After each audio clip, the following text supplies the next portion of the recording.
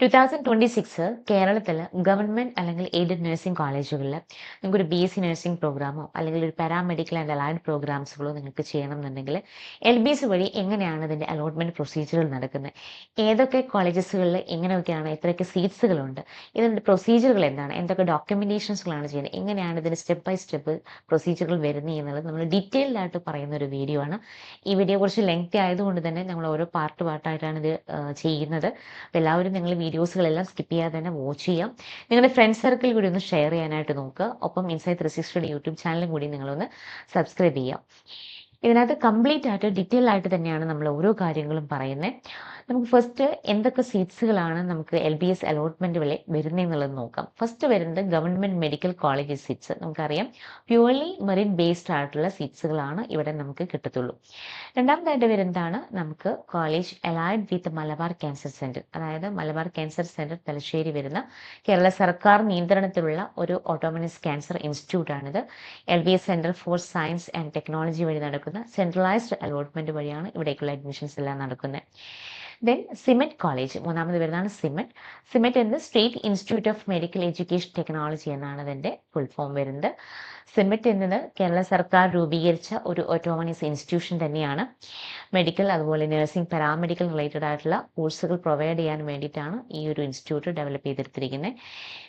മെയിനായിട്ട് നമുക്ക് മേജറായിട്ട് വരുന്ന സിമെറ്റ് കോളേജസ് എന്ന് പറഞ്ഞാൽ മലമ്പുഴ, പാലക്കാട്, ദെൻ എറണാകുളം, തിരുവനന്തപുരം, അതുപോലെ കാസർഗോഡ്. അടുത്തതായിട്ട് വരുന്നതാണ് CPAS കോളേജ്. എന്താണ് CPAS? CPAS കോളേജ് എന്ന് പറഞ്ഞാൽ centre for professional and advanced studies എന്നാണ് സ്ഥാപനത്തിന്റെ നെയിം വരുന്നത്. കേരള സർക്കാർ രൂപീകരിച്ച ഒരു സ്വയംഭരണ വിദ്യാഭ്യാസ സ്ഥാപനം തന്നെയാണ് ഇത് വരുന്നത്. ഇത് പ്രൈവറ്റ് കോളേജുകളെ പോലെ പ്യുവർലി കൊമേഴ്സ്യൽ അല്ല, ഗവൺമെന്റ് സപ്പോർട്ട് ആൻഡ് കൺട്രോളോട് കൂടിയിട്ടുള്ള ഒരു ഗവൺമെന്റ് ഇൻസ്റ്റിറ്റ്യൂഷൻ തന്നെയാണ് ഇത് വരുന്നത്. അപ്പോൾ CPASന് കീഴിൽ സാധാരണയായിട്ട് നമുക്ക് നഴ്സിംഗ് കോഴ്സസുകൾ, അതുപോലെ പാരാമെഡിക്കൽ ആൻഡ് അലൈഡ് പ്രോഗ്രാംസുകൾ നമുക്ക് അവൈലബിൾ ആണ്. അതുപോലെ വരുന്നതാണ് self financing colleges. Self finance college എന്നത് സർക്കാർ നേരിട്ട് ഫണ്ട് നൽകാത്ത വിദ്യാർത്ഥികളിൽ തന്നെ ഈടാക്കി പ്രവർത്തിക്കുന്ന ഒരു ഇൻസ്റ്റിറ്റ്യൂട്ടിനെയാണ് സെൽഫ് ഫിനാൻസ് കോളേജുകൾ എന്ന് പറയുന്നത്.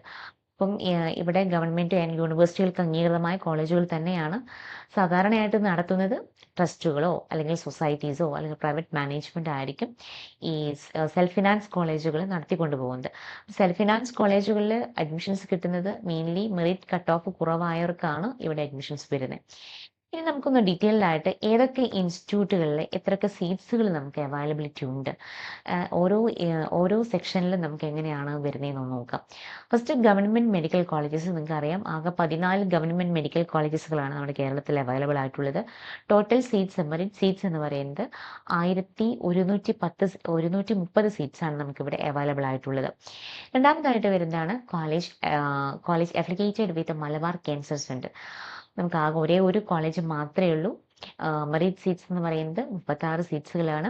ദെൻ NRI സീറ്റ്സ് ആയിട്ട് വരുന്നത് 6 സീറ്റ്സുകൾ NRIകൾക്ക് കൊടുക്കുന്നുണ്ട്. അപ്പം അങ്ങനെ ടോട്ടൽ ഒരു 40 സീറ്റ്സുകൾ നമുക്ക് ഈ ഒരു കാറ്റഗറിയിൽ നമുക്ക് അവൈലബിൾ ആണ്. അടുത്തതായിട്ട് വരുന്നതാണ് SIMET college of under SIMET college, state institute of medical education and ടെക്നോളജിയുടെ അണ്ടറിൽ വരുന്നതാണ് സിമെറ്റ് കോളേജ്. അപ്പം ഇവിടെ നമുക്ക് 12 കോളേജസുകളാണ് വരുന്നത്. മെറിറ്റ് സീറ്റ്സുകൾ 612 മെറിറ്റ് സീറ്റ്സുകൾ വരുന്നുണ്ട്. 108 NRI സീറ്റ്സുകൾ വരുന്നുണ്ട്. അങ്ങനെ ആകെ നമുക്ക് 720 സീറ്റ്സുകളാണ് അവൈലബിൾ ആയിട്ടുള്ളത്. പിന്നെ നമുക്ക് വരുന്നതാണ് CPAS ഇൻസ്റ്റിറ്റ്യൂട്ടുകൾ. അവിടെ 11 ഇൻസ്റ്റിറ്റ്യൂട്ടുകളാണ് വരുന്നത്. നമുക്ക് 336 മെറിറ്റ് സീറ്റ്സുകളും 150 മാനേജ്മെന്റ് സീറ്റ്സുകളും 34 NRI സീറ്റ്സുകളും, അങ്ങനെ ടോട്ടൽ ഒരു 520 സീറ്റ്സുകളാണ് നമുക്ക് അവിടെ അവൈലബിൾ ആയിട്ടുള്ളത്. പിന്നെ വരുന്നതാണ് സെൽഫ് ഫിനാൻസ് കോളേജുകൾ. ഓരോ ഡിസ്ട്രിക്ട് വൈസ് നമുക്ക് ട്രിവാൻഡ്രം സെൽഫ് ഫിനാൻസ് കോളേജ് വരുന്നുണ്ട്. അവിടെ 14 കോളേജസ് ആണ്. 485 സീറ്റ്സുകൾ മെറിറ്റിലും 487 സീറ്റ്സ് നമുക്ക് മാനേജ്മെന്റ് കോട്ടയിലുണ്ട്. NRI സീറ്റ്സ് അവിടെ ഇല്ല.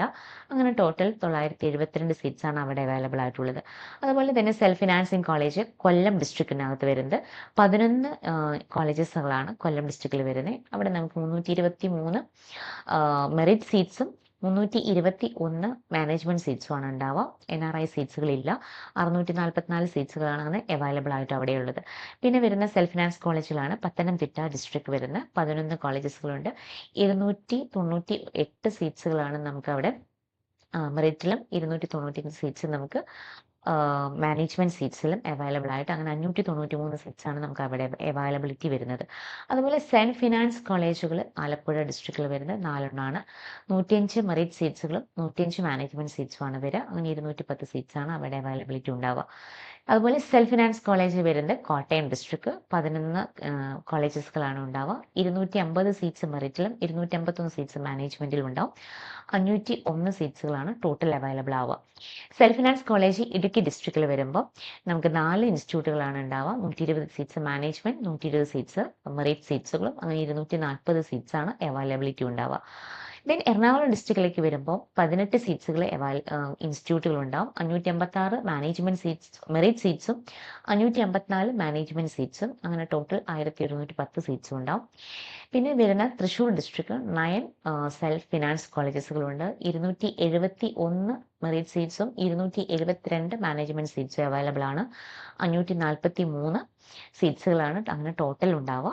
ഇതിൻ്റെ അടുത്താണ് പാലക്കാട് ഡിസ്ട്രിക്ട് നമുക്ക് വരുന്നത്. 240 മെറിറ്റ് സീറ്റ്സും 190 മാനേജ്മെൻറ്റ് സീറ്റ്സും അങ്ങനെ 430 സീറ്റ്സുകളാണ് നമുക്ക് ടോട്ടലായിട്ട് വരുന്നത്. പിന്നെ വരുന്നതാണ് മലപ്പുറം ഡിസ്ട്രിക്ട് 7 ഇൻസ്റ്റിറ്റ്യൂട്ടുകളാണ് ഉണ്ടാവുക. 255 സീറ്റ്സ് മെറിറ്റിലും 250 സീറ്റ്സ് നമുക്ക് മാനേജ്മെൻറ്റിലാണ് ഉണ്ടാവുക. പിന്നെ വരുന്നതാണ് self finance college Kozhikode district ഒരു ഇൻസ്റ്റിറ്റ്യൂട്ടാണ് വരുന്നത്. 45 സീറ്റ്സ് മെറിറ്റ് സീറ്റും 45 സീറ്റ് നമുക്ക് മാനേജ്മെൻറ്റ് സീറ്റ്സ് അങ്ങനെ 90 സീറ്റ്സുകളാണ് നമുക്ക് അവൈലബിലിറ്റി വരുന്നത്. ഇതാണ് നമ്മളുടെ LBS വഴി ഓരോ കാറ്റഗറീസിലും നമുക്ക് അവൈലബിൾ ആയിട്ടുള്ള ടോട്ടൽ നമ്പർ ഓഫ് സീറ്റ്സ് എന്ന് പറയുന്നത്.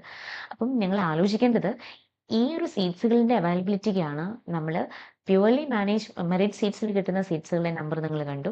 അതുകൂടാതെ സിപാസ് വഴിയും സെൽഫ് ഫിനാൻസ് വഴിയും നിങ്ങൾക്ക് കിട്ടാൻ പോകുന്ന സീറ്റ്സുകളുടെ ഒരു നമ്പർ നിങ്ങൾ കണ്ടു.